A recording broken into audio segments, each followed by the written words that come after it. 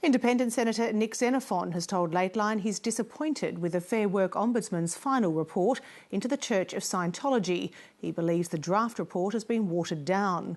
The Church of Scientology has described the report as a terrific outcome, but the Church has not escaped criticism.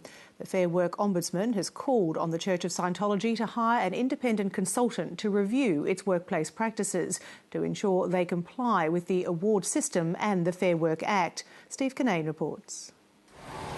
The Fair Work Ombudsman's inquiry into the Church of Scientology was set up in response to allegations raised in last year's Four Corners program.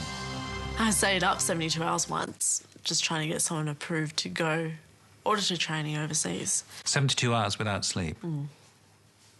And you were 15 at the time? Jordan Anderson gave evidence to the Fair Work Ombudsman's inquiry, but her family is upset with today's findings. Witness 7's relationship with the Church of Scientology was voluntary in nature, not one of employment. Accordingly, the investigation determined Witness 7's complaint cannot be sustained. In this particular case, it seems curious that the Fair Work Ombudsman's taken this approach, given that the person was a minor, was told what hours to work and the circumstances in which they could work.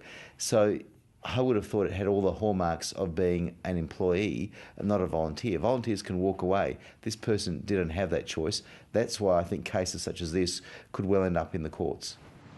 The Church of Scientology argues all their religious work is done by volunteers.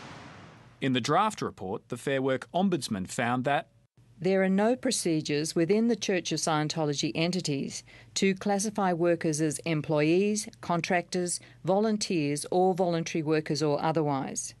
Because there are no such procedures, it is likely the Church of Scientology has incorrectly classified as volunteers or voluntary workers people who are entitled to be classified as employees. But this finding has been removed from the final report.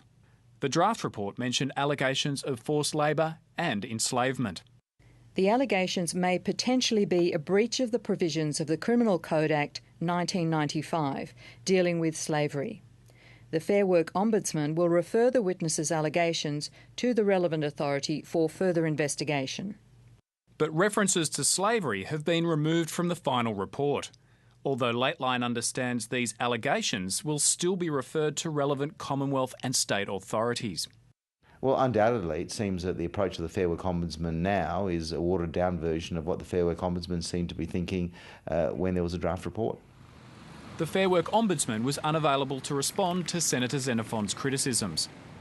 The Church of Scientology agreed to put forward one of their lawyers for an interview tonight, but pulled out. Due to legal advice, we have changed our position and no one will be coming on the show this evening.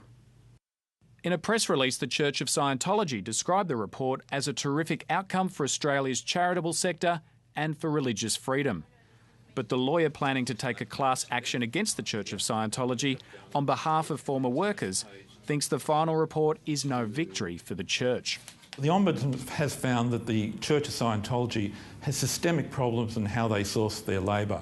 The Ombudsman has recommended that the Church of Scientology undertake a widespread audit of their practices and what they need to pay their employees and work out the back pay. Now, if the Church of Scientology is not smart enough to take up that request, then they may be facing problems down the track.